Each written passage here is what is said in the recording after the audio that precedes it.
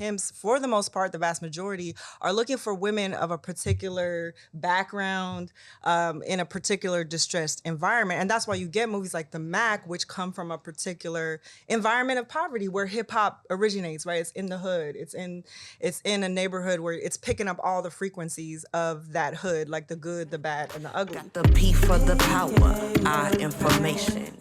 Hey, what's up, y'all? Welcome to What's Pimpin'. This is Maddy Clifford, a.k.a. Madlines. I'm a writer, musician, as well as an abolitionist activist. I'm here with my friends and fellow artists, Coco Peila and RyanNicole, and we call ourselves Still I Rise. We're here to talk about pimp culture and its influence on Bay Area hip-hop. Today, we invited our friends, rappers Dregs One and Ian Kelly, to have an honest conversation about how pimp culture has impacted them, their music, and in life. Let's get into it. Heads up, this podcast uses explicit language and addresses sexual themes. What's up, everybody? What's pimpin'? Today, we brought in two amazing artists and historians. Let's start off, let's just get into it. For those that don't know who you guys are, let's go ahead and start with where are you from and what brought you to hip hop culture? So whoever would like to start us off, where are you from and what brought you to hip hop culture? I am from EastOakland.com, California. Log in, you feel me? If you need to holler at me. And what brought me to hip hop culture, honestly, was my cousin. He used to burn a lot of mixtapes, and he was one of the first people on with a Napster and all that. So that made me first fall in love because I was hearing stuff I never heard before, like underground stuff. So That's tight. Wow. All right, Big Cuz. Shout out Big Cuz. Shout out Big Cuz. Yeah, Napster for real. I'm from San Francisco. I grew up in Lakeview on Randolph Street, which is the home of Cougnut, IMP, Selsky. So I grew up seeing all that stuff around the neighborhood and just came up in the city doing graffiti and rapping. It was all very organic. The whole community was into that stuff. We got a very rich history of hip-hop culture, so I just grew up in it, born and raised. Right. It sounds like it was just kind of like the backdrop to growing up. So it was you felt yourself becoming immersed in it. Yeah. So the next question, speaking of immersion, because our whole idea behind this podcast, What's Pimpin', is to really talk about pimp culture because it's something that we're always around and we're kind of immersed in as people living in the Bay Area, but we don't talk about it. You know, thank you. I try. But so our question for y'all next is, what is your definition of pimp culture? So definition doesn't have to just be the Oxford Dictionary. It could be real lived experiences that you've seen. It could be music. It could be a song. How do you define pimp culture? What does it mean to you? Go first, Drake. Go ahead. My definition of a pimp is basically, to use the politically correct term, a female sex worker's, or the street term, a hoe, right? Is her counterpart. Mm-hmm. So someone who's in that line of work can't necessarily be with a regular man, like a boyfriend. I mean, you could. Mm-hmm. You'd have to be a very open-minded boyfriend to deal with that. But at the same time, does she not deserve companionship? Does she not deserve support? There's an economic support system going on there as well. So I believe that they kind of coexist together, the pimp and the hoe, and real pimping is basically both of those people working together to reach a common goal. Wow, that was the most romantic definition of pimping I have ever heard. Yeah, that is the same here. We'll get back to that. I feel like Coco has something to say. It's like Waz and Jobs. Dynamic duo. Yeah. Batman and Robin. Exactly. Right. It's dope. Let's get back to that in a second. But go ahead, Ian, you want to go next? I mean, he just laid it out perfectly. But honestly, I feel like from another standpoint, pimping culture is like keeping it player. I feel like there's a fine line where it kind of delves into that too, where keeping it pimping isn't necessarily, hey, bitch, where my money at? It's more kind of like, hey, let me make sure I'm fresh, let me make sure I'm cool. Okay. How you doing? What's going on? Yeah. Keeping it player is keeping it pimping. I for real want to dig into these perspectives, and I'm not even no judgment. Yeah. I do. I want to know more about the viewpoint, because there's a leaning towards the negative side, right? Mm-hmm. But I do want to hear more about the allure and the flyness and what is keeping it playing and keeping it pimping. Let's open that up. Tell me, please. I mean, in order to attract a woman that's in the game, that's a hustler, you have to be a hustler yourself. You got to have a slick mouthpiece. Like I think what you mean by the negative pimping is not what I would consider real pimping. Okay. Like abuse, preying on people's trauma, drugs, pressing up on minors, human trafficking. Yes. Physical force, what they call guerrilla pimping. That's not real pimping. Like real pimping is choice, not force. So you got to be a fly individual to like any woman, even if you're not in the game, you don't want some dud. You're right about it. You want some dude who's fly, who looks good, who smells good, who's intelligent, who talks well, who makes you feel safe. Yes. So that's kind of the same perspective for somebody that's in this game, in this hustle. I have a follow-up question. So like, what is the pimp's role though? Because if it's not a minor, if it's not a woman that, is down and out, what is the purpose of the pimp even being involved in the exchange? It's like it's a coach, it's an advisor, it's a protector, it's a security guard, it's a manager. Like you might have a boyfriend who he might tell you, hey baby, do your hair like this. I like it when you look like this. You look good, but when you got like, nah, this is how you really gonna kill him.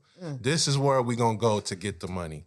We not gonna be on E14 all day. We gonna go to Vegas. I'm gonna show you. I'm gonna introduce you to the right people. You know a lot about it, but you I need also, a pimp.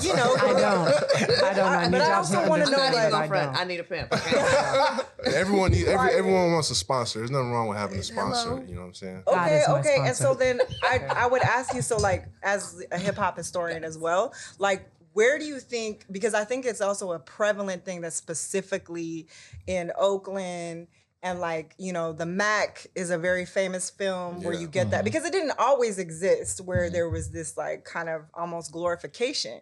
The glorification, Right. in my opinion, but you could correct me if you have a different opinion, but it kind of seems like it came out in the early 70s, maybe late 60s, Right. that it started to become it was like a prominent aspect of blaxploitation films, Sure. things like Right. that. And then all of a sudden it became really popular within Black culture. I mean, the Mac is based on a true story. It's actual pimps in the Mac. It's Yeah. not just actors. It was written by somebody from Oakland. It starred people from Oakland.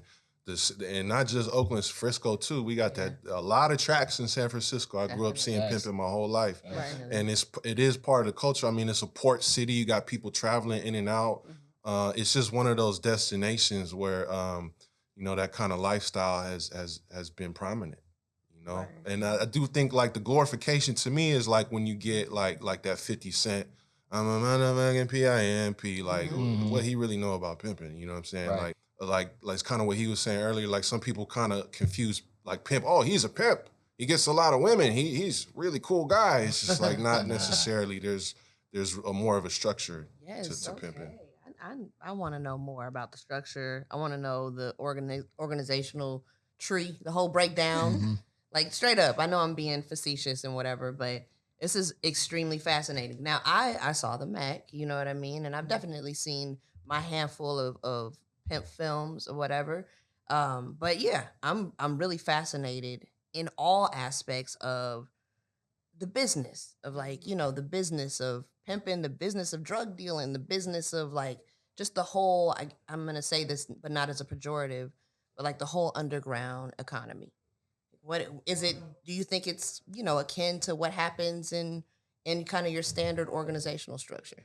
Yeah, I'll say to a degree, it's like any other business, and there's pimping in every other business. There's a lot of basketball players being pimped by the NBA. Speak on it. There's a lot of artists being pimped by a record. But wait a record second, labels. wait a second. So Right. earlier you said knew that you was gonna pimping get was it. not it doesn't have to be an exploitative exchange. But then when you spoke about it outside of the sex trafficking aspect, you used it in a negative sense. Sure, but So what's the difference? so then? if an NBA player is being pimped by the NBA, is he still not getting the mansion? Is he still not he getting is, the he fame? absolutely, He's but still but getting you did use $1 million it in checks. a negative sense. You know what I'm saying? Yeah, but it's all game. It's all mouthpiece. It's all basically like in the Mac. There's a line where he says, "I can't understand why a bitch would just take all this money and just give it to some dude."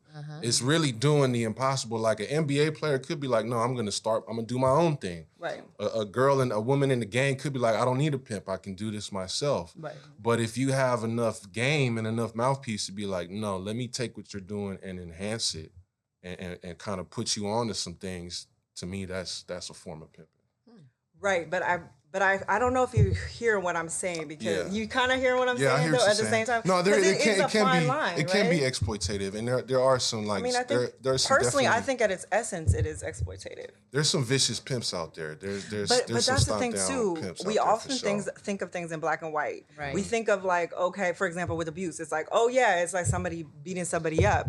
But a lot of the time, from what I've heard with pimping, it's very psychological. You don't have to put hands on nobody, but you can have them like psychologically in prison. You can have them and it also, I have to add, you know, a lot of women are escorts, and the ones that are able to do that at a high level, they don't necessarily need pimps because they're just like, I'm gonna, you know, charge what I'm gonna charge. And pimps, for the most part, the vast majority, are looking for women of a particular background, in a particular distressed environment. And that's why you get movies like The Mac, which come from a particular environment of poverty where hip hop originates, right? It's in the hood. It's in a neighborhood where it's picking up all the frequencies of that hood, like the good, the bad, and the ugly. Yeah. And I would just say, and I'm not trying to knock, because I think things are nuanced. Right. Yeah. But I just found it interesting that originally you were talking about pimping in kind of a positive sense, and then when you use an example outside of the woman-man relationship, it was negative. Well, like I think you said yourself, it's just not necessarily black and white. Like Right. I do think there is this image of this. I've seen manipulators, I've seen gorilla pimps, but then at the same time, it's not every woman who's out there walking the track. It comes from some abusive situation. Not all of them do. Yeah. Some of them just want a few bills for a thrill. You know what I'm saying? And some of them are just, I don't know, they just built for it. It's the world's oldest profession. It is, I was though. gonna say that. It is the world's oldest profession. Yeah. I was gonna That's say very that true. for sure. That's very true. Is pimping, is prostitution and sex work the oldest profession, or was pimping there in the beginning too, when Methuselah and Jesus were around? Good question. I think so. I think there was definitely some caveman pimps going, Oh my God. sitting them down from cave to cave. You know what I mean? That's where the club came in. Yeah. Yeah, for sure.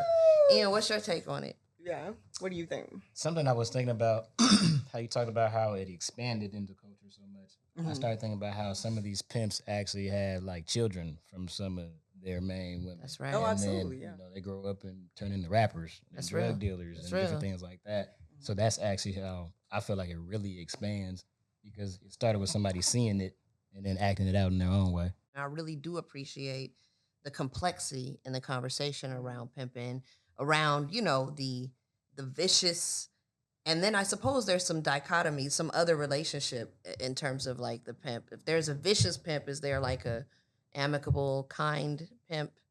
Like, it's for real. And what does that look like? I'm curious. And what are some of the structures under that kind of relationship? I mean, I've seen women who would say their lives have been improved by their pimp. Their families, they got money now, they got this, they got that, they're clean. Like, pimping is just, in some ways, it could be setting somebody straight, giving somebody guidance who needs guidance. And it's all choice, not force. Right. So if I choose to listen to you, if I choose to pay you, if I'm paying you for the privilege of being with you, then you're also going to get the benefits of, look, man, stop hanging around them. Stop snorting that shit. Stop doing all this. Here's what we're going to do with our time and with this money. You just going to go fuck that money off. Here's what we're going to do with the actual money, and look at what we have because of this relationship that you're in. And then there's just some women who are like happy being hoes. Like, that's their choice. That's their profession. That's what they want to do with their time. And they're, like I said, they're happy. They have companionship. They got somebody to talk to, somebody they can cry on their shoulder, somebody who's going to be with them. There's a lot of trust and even love in that positive kind of relationship. And then it's like you said, it's not just black and white, because I definitely seen some straight dirt bags too, and some straight scumbag. Well, you brought up pimps. love, which I feel like is another segue. Yeah, a lot of what he said sounded like my husband. I was like, yeah, that's what we do, but okay. Because that's also what I've noticed is, like, just being, you know, in the Bay, I have noticed that like the pimp culture is also a fabric of like dating in some instances. Like, a lot of guys out here, like, I would, you know, they would be my friends and I would talk to them. They'd be like, yeah, like, I used to get made fun of for, like, you know, taking a girl on a date, or like, you know, that it kind of, it's kind of infiltrated the way that men and women interact with one another.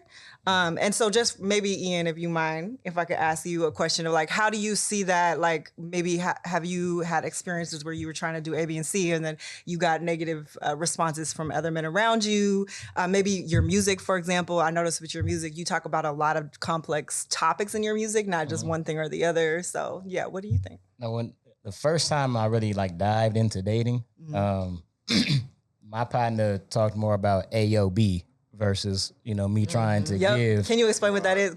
All on a bitch. And you feel me? Like that was just the first mentality that like, that's kind of embedded, out here, and seen it since middle school, quite honestly. And yeah, I wouldn't say it's the best thing, but I think we've all learned both sides. Like, wait. I gotta pull over on the middle school AOB. Like, no, it's like hot chips. Yeah, for sure. Like hot chips, money, bus money. What?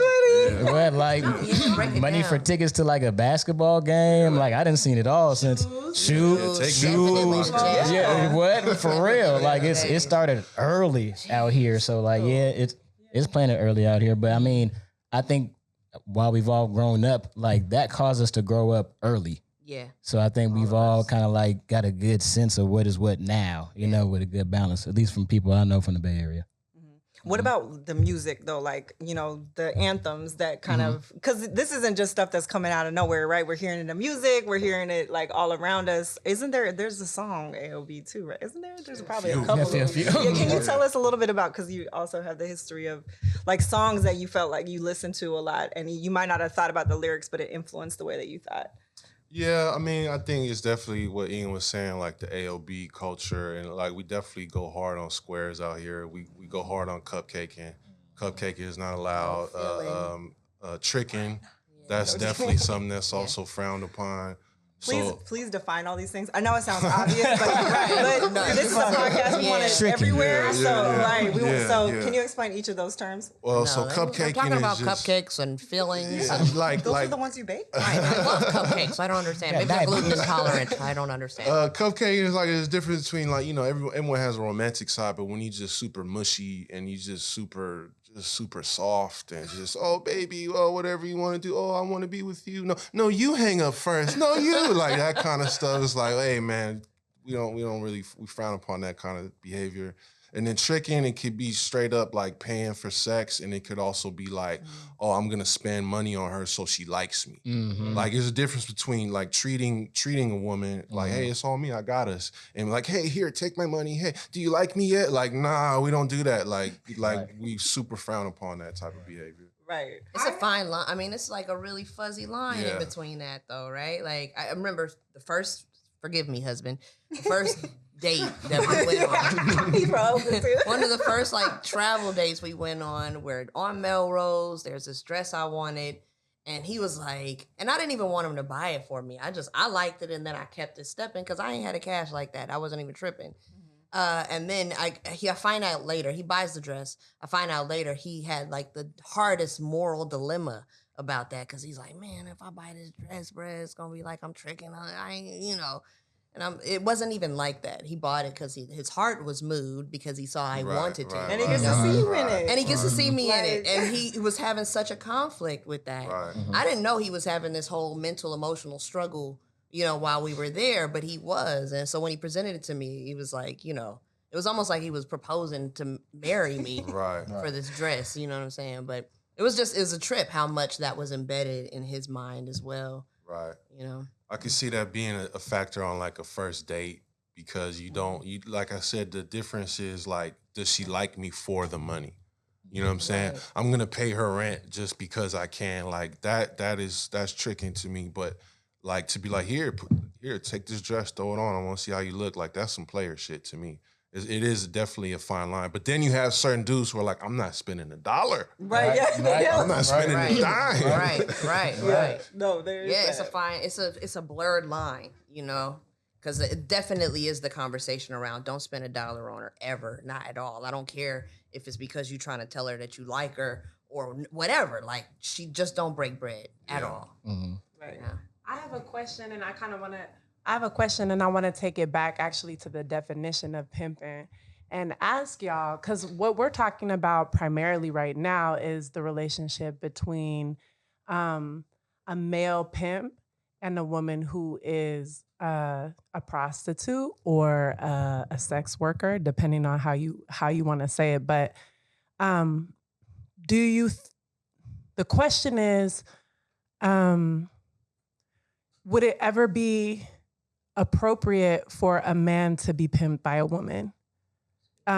Is that relationship the same? If the woman had the money, if she came through, look, hey, yo, put this on, go out here, put your hair like this, we gonna do this, I got you. My cousins maybe run the streets and they got straps, it's good, I have protection. Is that cool for a man to do? Why or why not? Damn. Hey, that would have to be a really powerful woman. Griselda Blanco. Yeah, but if she was like, I got the clientele, I got some of my friends, let's get this money, that might be kind of tempting. But I think the dynamic between the man and the woman, I don't think I've never heard of that ever happening. It could possibly happen, I suppose. But I think the thing that makes the woman choose on the man is that at the end of the day, I don't think there's any woman out there that wants a super submissive man, right? A woman wants a man that she feels comfortable she can submit to, because it's a trust thing, it's like a safety thing. So I don't see a woman respecting a dude that's just gonna like give into everything. I've seen men and women in those types of relationships, and the woman will just dog, here, pick this up, here, do this, here, do that. And then at the end of the day, she ends up cheating on him because she don't even respect him. So I don't know if that, I don't know. That would be crazy. I don't know if that answers your question. I'm about to say, out here, I don't see that happening. Yeah. But do I see that not happening at all? No, I won't throw that out. Like, there are some men out here that actually want to be submissive, and some men out here that want to be controlled. Yeah. You know, and it's not the majority. That's what dominatrix do. Yeah. Right. So it's not the majority, but yeah, it's definitely a possibility. The question too is, would y'all be in that type of a situation? Would y'all be in a relationship where the woman is, and I'm not even talking about pimping or encouraging you through drugs or other type of coercion or mind games, psychological or other, to have sex in exchange for money, and not really the money, right? A cut of the money. I'm actually saying, would you be in a relationship with a woman? This is what I'm saying now. Part B. Would you be in a relationship with a woman who approached you or spoke to you or dealt with you like, hey, yo, we about to go here. This is how you're supposed to wear your hair, or this is what would look good on you. This is what I want you to put on. And I know some women, may do that. Would you be in a relationship where you were, submissive, or where you knew that the dynamic was that one person was dominating and one person was submitting? Is that something that you're comfortable with or makes you feel good about yourself, et cetera? My girlfriend is my stylist. That's a good answer. Put it right there. Like straight up, and like she saw what I had on. She didn't like just diss me, but she was just like, "Nah, we gonna do this." Mm-hmm. And then she was like, "You know what? You actually look great when you got your hair cut like this. Mm-hmm. Like, I'm gonna take that. Like, I don't feel like that's me. In the sense that kind of feels like teamwork. It doesn't really feel like I'm just kind of giving anything up." Yeah. So in that type of aspect, yeah. But if she was just like, put your pants on and we about to go do this, be on time, then I'd be like, whoa. Let's bring it back. You feel me? I like these things. Yeah. I mean, me personally, I like a strong woman. Exactly. I like a woman who could tell me what's on her mind and tell me the real. I could be in a relationship with a woman who was my business manager. I could do that, but I don't slang dick. So I can't just be Deuce Bigelow, the male gigolo. Hey, baby, we about to get this money, put on this tuxedo, and you know what I'm saying? Like, that's not. Yeah, I'm not like, I would not be comfortable selling my sex under any circumstances, you know what I'm saying? I don't even charge for it, you know what I'm talking about? I couldn't do that. But if I that's the thing though, it's like, I think with pimping, you're dealing with somebody who's already ideally, in a positive situation, you're dealing with someone who's already predisposed to be doing this. Somebody who's already interested or has the propensity for sex work. I think it's different to take somebody and just like, snatch her up and run manipulation on her or him and be like, here's what you're about to do. That's fucked up to me. But I think that's a difficult thing about when we're talking about it, because we can't take it out of the context of like what the environment that we're talking about, right? So in the environment, there's also a lot of women that have a propensity for having experienced trauma, having experienced abuse.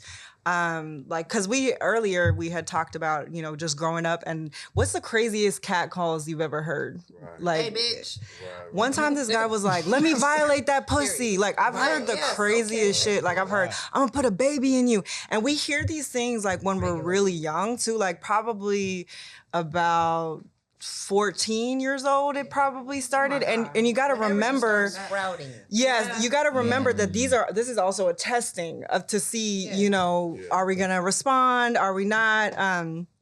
And I think that's often not because like there's, when we're talking about pimp cultures, like there's people that choose things and then there's people that don't. But when you're talking about young women, you're talking about, like there's a lot of different factors I think that come into play as well. And again, I'm not saying that also men aren't dealing with messed up things too. They're dealing with traumas as well. But when you get in an environment where one person is dealing with trauma in one way and another gender is dealing with it another way, it's almost like a recipe for disaster in a way sometimes.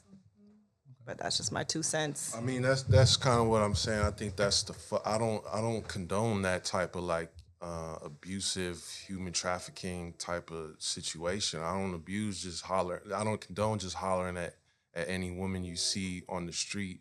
It goes on. I don't approve it, but I think the culture of pimping, as I understand what it's supposed to stand for, is you're dealing with people who are going to be doing this, whether you're there or not. But you even use the word human trafficking, which is a new concept. That hasn't even been the term people use. I'm trying to differentiate that. No, I understand like why you're doing it, but I'm just saying that to say the history and the context of it, because for so long there wasn't even like that name, and also it was a particular type of we're living in capitalism, right? It's a way to make money in an environment where people are impoverished. It's also a way to make money in which, we had like the street 3 strikes rules. Crack cocaine, selling drugs was a very difficult thing to do because if you got caught, you was in jail for life. Whereas when it came to pimping, it was like, no, ain't nobody care. Like the prostitutes is getting picked up. It's the John's not really getting picked up. The pimp's definitely not getting picked up. And then you start putting human trafficking on it. Yeah. All of a sudden it's changed, but that's been pretty soon. So I'm just saying that there's also this backstory, I think, especially how when we were all coming up in hip hop culture, where there wasn't like this line between what's the ethical and the unethical. Well, to that point, I wonder, do you think that artists have any obligation, or anybody who is propagating the culture or a stakeholder in the culture, do you guys think that there is any responsibility for them to define, to draw the line between ethical and unethical as we name it today, or make it clear, make the distinction clear between the good pimping and the bad pimping or whatever? Like, is there any obligation for that? And I have a follow-up question. Okay, I want to get in line. Because I'm telling you now, I'm literally being enlightened. Right. Like in this moment. I guess at least when I think about, in the context of attaching to music, and like a good pimp type of prototype would be like Snoop Dogg, and that's benevolent pimping. So I guess in that type of, in that type of realm, that's somebody who shows pimping in more of like a highlighted way, so that it's not, you don't take the dark side of it. That's true. And I think maybe his way of doing it is showing people like you don't have to be. He's talking about like a misogynistic, abusive pimp. You can make money, get your dough, and I think that's the closest I've seen to somebody highlighting it in like a cool way. But when you break it down to the essence of it, pimping is bad. We all understand that. We get that part. But, there are different lines that where bro even said there is protection involved, there is communication involved. So you have to look at both sides of it. Yeah, Snoop is interesting too, because it went from bitches ain't shit to hoes and tricks. buttholes and tricks to I'm hanging out with Martha Stewart, you know? So, but I think that's also indicative of capitalism. Capitalism is like, oh yeah, like a lot of the aspects of hip hop music really align with capitalism, the capitalist structure, the trickle down economics. I feel like pimping is trickle down economics in a lot of ways. Trickle us down. It's trickling down because down. It's tricked down economics, right? It's some Reagan shit. And Reagan's like, hell yeah. Like at first it's like, you know, white people are like, no, oh my God, a pimp, huh? Right. And then all of a sudden they're like, oh, Snoop is funny. And look at Martha Stewart and they're friends. I know. And then remember they used to say it to little kids too, like, oh, he's such a pimp. Look at him all dressed up and look all cute. You know, so it kind of gets warm and fuzzy. I can give you like an example from my personal experience because I had a couple opportunities to pimp. I never. I know, especially his voice. You notice how his voice gets like kind of smooth, and I'm like, wow, I believe everything he's saying. My homegirl invited me, come to my art show. All right, cool. I'm there chilling. This girl sees me. She likes me. I could tell she's talking to me, and you know, I'm like, well, what do you do? She's like, oh, I'm in the game. And I kind of instantly click, like, oh, okay, so you get down, huh? She's like, yeah, you know. And I was with this person. If I said it was a well-known rap artist from the Bay Area. If I said his name, everyone here would know who it was. I'm not gonna put him on blast. And she was saying like he ain't shit. He was treating me all bad. He was abusive. I did not like fucking with him. But you know, maybe I could go with you. Basically, is what she was saying. She's like, you seem cool, you seem smart, you know, maybe, you know, we could get some money together. And I had to like really think about it, and I declined the offer because like I said, that's just not my lane. But in terms of it being these guys' responsibility, it's like certain people they're portraying who they are. Yeah. And they're not always necessarily gonna walk that line. Now, me on the other hand, you know what I'm saying? If I was to be a pimp, I would be a very benevolent pimp, and that's what I would portray in my music. But it's not. It doesn't even have to be that deep between a pimp and a prostitute. It's just between a man and a woman. Like when I talk about women in my songs, I don't like talking about them as objects. I like saying what they might actually want to hear. She only sees me. Word to Mac D-R-E. If she on a team, then she gotta be a queen. What you mean? Guarantee I give you what you need. Show me something new, girl. I ain't never seen on me. And I want to give examples to other men of how you can be a player, like in the sense of like, man, this is what women want from a man. They want the confidence. They want the respect. They want the intelligence. They want the game. They want the appearance. Like, but you can't expect everybody out there who raps to feel that way, I think. Tell you what, Dregs, you had me at smells good. So I'm and a lot of women be at your shows. And that's the thing, guys don't understand. If you make music that women like, they're gonna come to your shows, and then your show's gonna be popping. Yeah, I have a lot of homegirls. I got friends who are strippers and models, and I don't do no sucker shit. Like I don't be all over them. Oh, you know what I'm saying? I'll just be like, cool. Like you do what you do. My mind isn't blown at the sight of a beautiful woman. Like I know how to compose myself. I noticed how you came in the room. You weren't devastated when you walked in and saw I mean, you're all very beautiful. I appreciate being here with your presence. But she got her pimp hat on. You know, you damn near sound like you ready to shoes up. What's going on over there? I really am taking notes over here. You are married. I am. You know, but we need a little extra cash. It's hard in California. It's really difficult. Okay. So another question.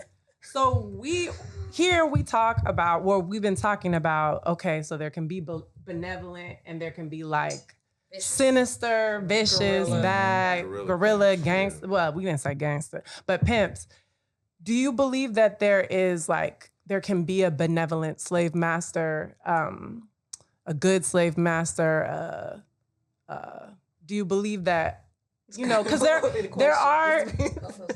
Real shit. Like, during slavery in the U.S. and in the U.S. I can speak on. I can't really speak on outside of the U.S. But during those centuries where African people were enslaved, there were many generations and groups of people who said, actually, like out of all the plantations I've been to, this one is lit. Yeah. You know, they put us up like this. They feed us one time a day. Much. You know, the master isn't sneaking in to violate us in this way. So this is cool. I mean, I'm working for free, but at the same time, I'm not having to deal with certain types of abuse. And there are also accounts of slave masters and folks who were on the plantation, white folks, and even white folks not there who, you know, maybe helped or were kind or so on and so forth. Do you believe there is such thing as a benevolent slave master, a good plantation, so on and so forth? A good cop. Fuck no. The main difference is... Lean into the mic. I said, fuck no, with a capital F. Because the difference is choice, not force. That's what I was about to say. It's a choice. It's choice, not force. You're forced to be a slave. game. You know what I'm saying? Yeah. You could be a benevolent employer. You know what I'm saying? But not a benevolent slave owner because you're forcing people to do it. So I don't believe in what they would call pimping, where the women have no choice. I don't believe in forcing women into prostitution or sex work. I don't believe in that. I don't condone that. Yeah. The question, my thought too, and my question is, and I know, Ian, I want to hear what you have to say as well. But there were many folks who said, you know, well, these slaves, they're happy here. They don't, we actually told them they was free, they could go, and they still here. There were also accounts of, and I don't want to say, this is quoting slave. When I say slaves, that's quoting people. I believe that there are enslaved people, you know, African people held against their will, brainwashed, so on and so forth. But there are accounts of people who said, I would actually rather stay here. Right. Yeah. Like, this is what I know. Right. And when we're talking about, and we zoom out to the big picture and we look down over those centuries, how do you know that you're in the water if you've been in it for hundreds of years? And so let me just say, if we're looking back to like back thousands of years and we're looking at capitalism and the class system, right?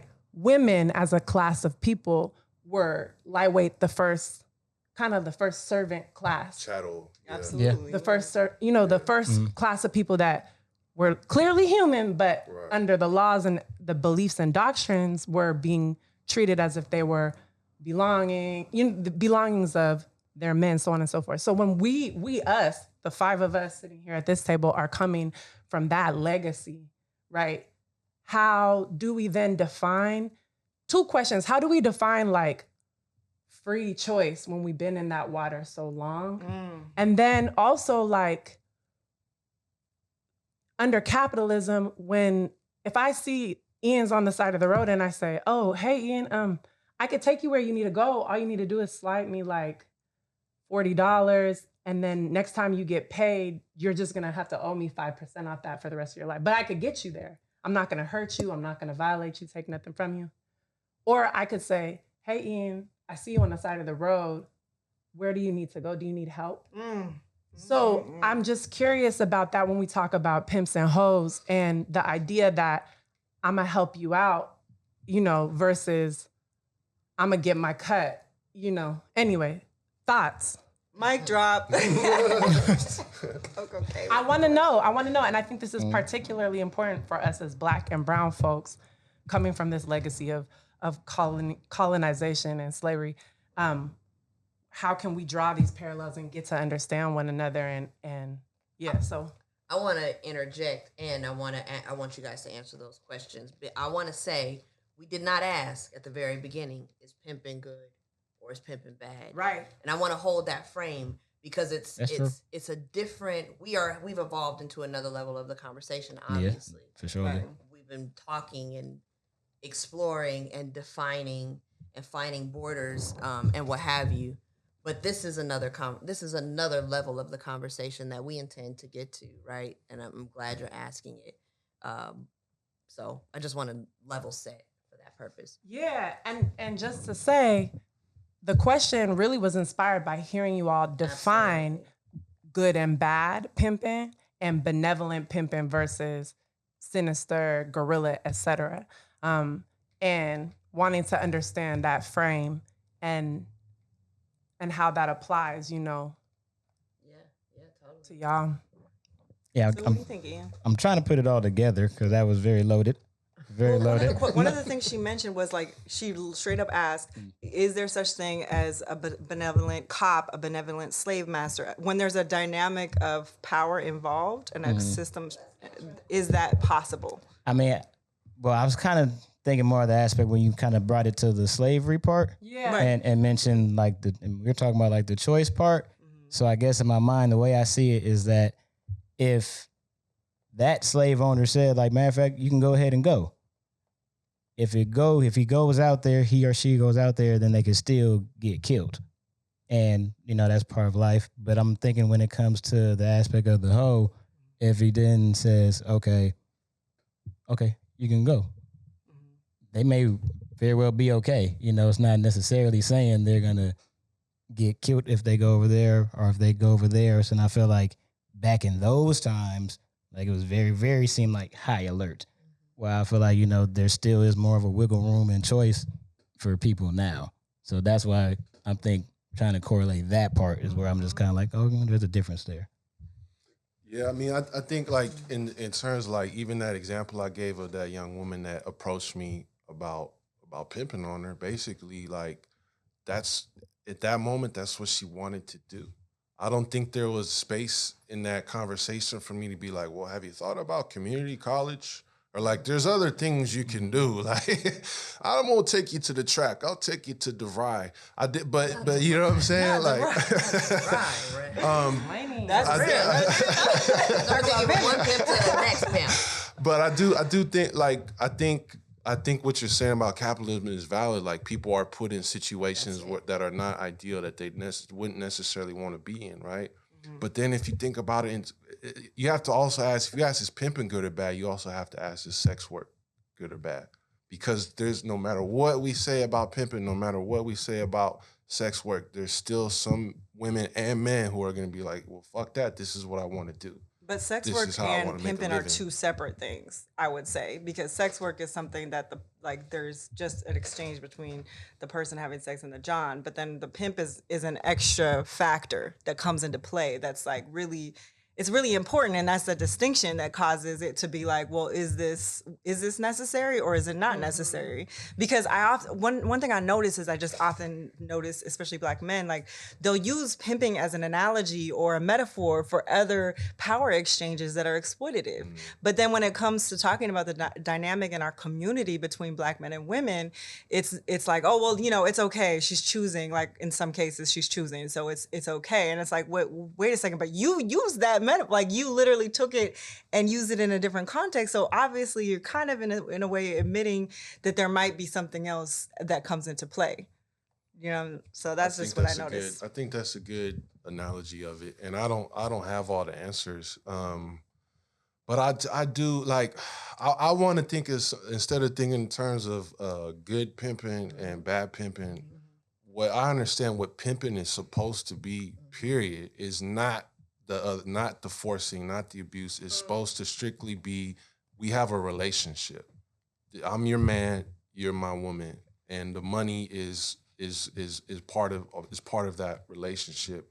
And so I don't want to like get on your podcast and like defend like, no, you made pimping a is good point. good. No, we don't want anybody to say something that's not true to what you really think. And that's one of the hard things too about these kind of conversations is people feel like they can't say what they really feel or they believe. And it's like, no, this is literally non-judgmental. And y'all have really put me up on game on some interesting concepts that I didn't really think about. And we're just like adding in also other analogies to get you to think as well. Yeah, I think it's also important to talk about, and we've danced around it and we've discussed it, but the system of capitalism is the ultimate pimp. And that's something I say with no equivocation.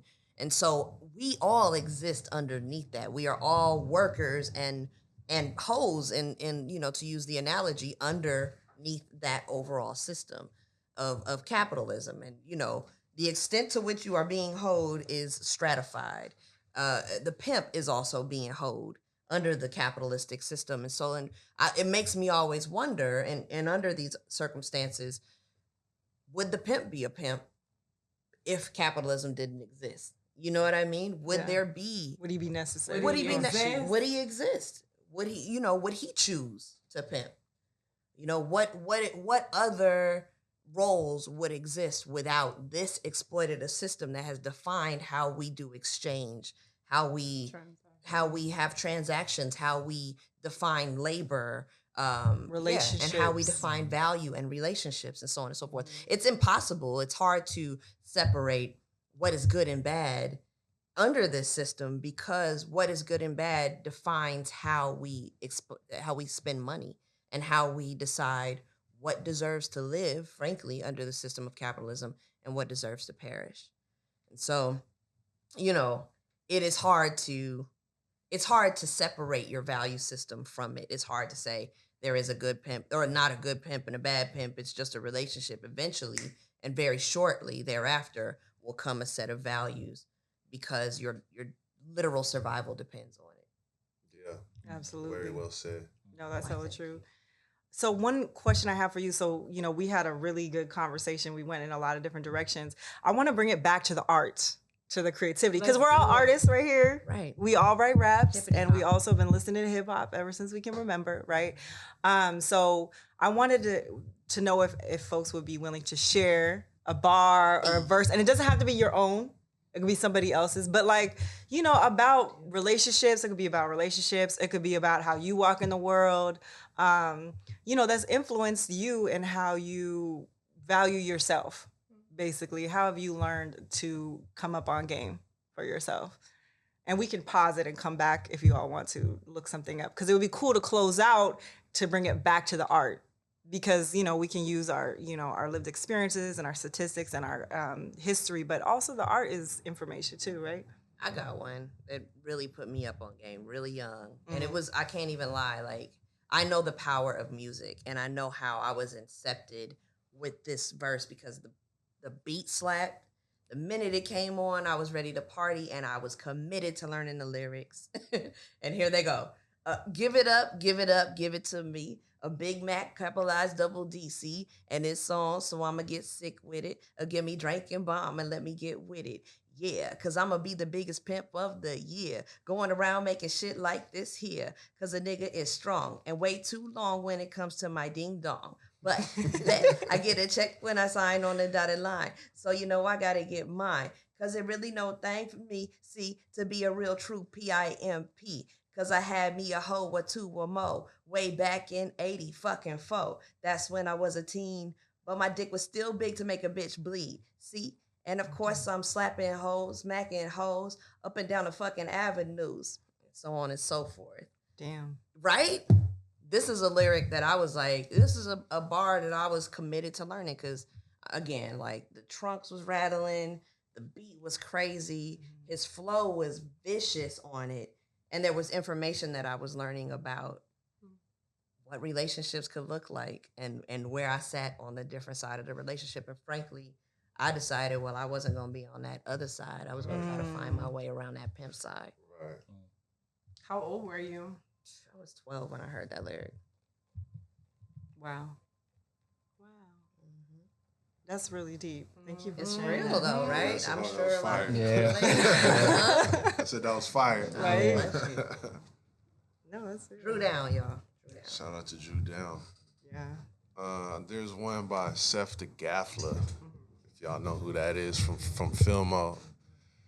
And he said something like, game like Goldie, my grandfather told me, Filmo Slim showed me the way to send my flow, tell her to bring my money back, occupation getting rich, mandatory that I stack. And he's talking about pimping his pen and pimping his words and sending flows. I said a line once too, like sending flows like hoes to the track. Send my flows to the track of music being recorded, and I expect that to bring the money back by me pursuing. And a lot of Bay Area rap is about having a mouthpiece. So using your mouth and your mental to get you paid. That's a big part of pimping. That's a big part of rapping as well. So there's lots of little game references like that in Bay Area rap. Yeah, I got nothing. What about a verse? You ain't got your own.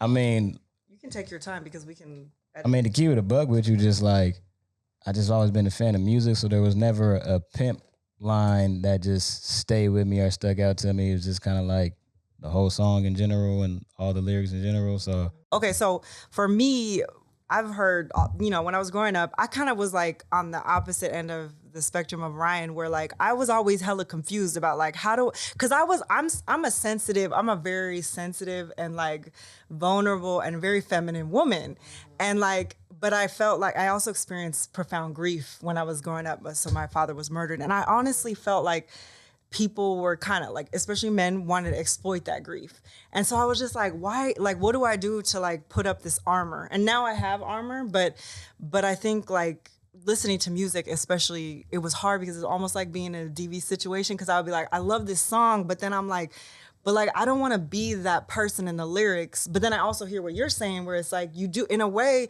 to be a rapper, you have to say it with your chest. And there is going to be an element of manipulation sometimes with that. It could come with that. Personally, that's not who I am now. Like, I'm an MC, I'm a master of ceremony. So for me, it's very spiritual. But, you know, when you're first coming into it, it might be different. For me, a song that really changed my life was Kendrick Lamar's Sing About Me. Oh, man. And that song, you know, most people don't, you know, listen to all the lyrics, but the verse, you know, there's actually been quite a few songs where men will talk about the perspective of a sex worker. Especially, you know, I think Kendrick also wrote a song about, specifically about a woman he grew up with that was like, I think maybe stabbed to death. Actually, he told her story. So that is prominent, but the way that this verse was created, I just thought it was like, honestly, it felt to me feminist. And I was like, because I think men think like, oh, that's not something I want to like associate with. But the way that he even wrote the verse and the way that it turns down at the end, when he's coming from the female's perspective, and so she's just like, I'll probably live longer than you, never fade away, I'll never fade away, I'll never fade away, I know my fate and I'm on the grind for this cake, I'ma get it or die trying, I'm eyeing every male gender with intentions of buying, you lying to these motherfuckers talking about you can help them with my story, you can't help me if you sell this pussy for me, nigga, don't ignore me, nigga, fuck your glory, nigga. And then she gets like turned down.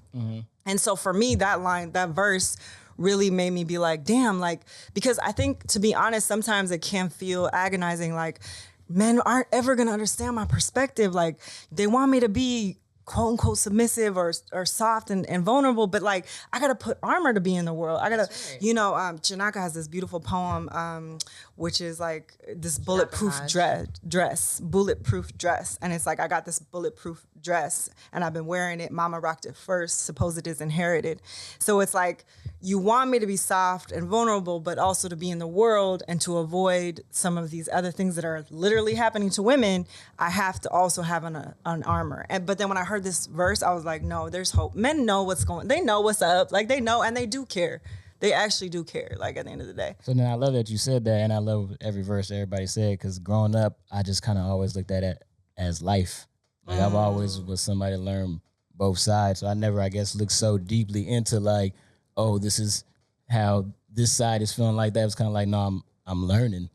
So, you know, I guess that's why when I said, like, I never just had like an exact song that put me on like the pimp culture or exact line that made me really change my view, because it was always life. So you feel me? It was just kind of like, okay, yeah, I know that aspect. So hearing everybody say that, I'm just kind of like, oh, okay, I get more what you mean now. Right. So what was it in life that I'm gonna push you, because I want you to tell me, like, what was the thing in life that would put you up on game? Something that really taught you. It wasn't a rap bar as my partner being a pimp, but it was such a way that he was a pimp but wasn't a pimp. Like, really, the woman asked him, could she get protection in such a way? Could you pick me up at a certain time? Could you do this at a certain time? And I'll give you money. Right. And he was just like, all right, cool. But he never was on like some like, what time? It was always kind of on some like, she hit him. And then he was down to work. Right. So, you know, that's why I've seen like, it's nuance. Yeah, very nuanced, a lot of gray, but yeah. Gems. I'm taking all the gems. I mean, me too. I'm learning so much. I really am. And, you know, I'm going to put this call out there to whoever's out there MCing as whoever they are. You know, Drew Down was making women bleed and slapping and smacking hoes up and down the avenues. That's the frame of reference that many rappers, you know, and people who align with pimp culture represented. So I never really had another perspective. I didn't even know women would solicit support from. I had no idea that ever existed.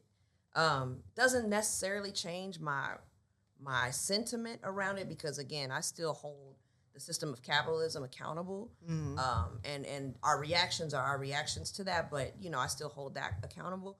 But what I do know now is that there are different, and I should know that there are different ways that those relationships are etched. Right. Most definitely. I would say that, you know, if it's about life,